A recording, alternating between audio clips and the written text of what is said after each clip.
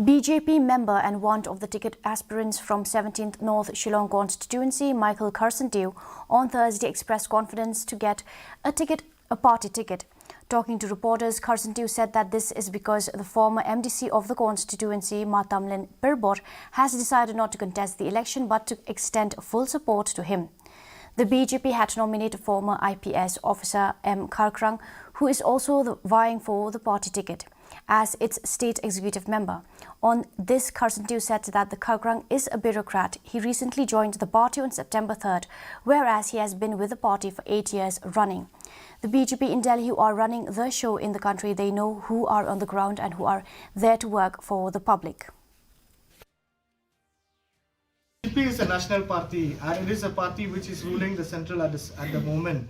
So BJP is also a party. They have their own intelligence, they have their own survey report, they have their own their own analysis of how the election commission they decide whom to allot the ticket. So based on that, we have full faith on the party and our party leaders in Delhi, and also the leaders who are here in the Meghalaya BJP, that they will see and assess the person, a candidate, according to the winnability. Meghalaya TMC slams the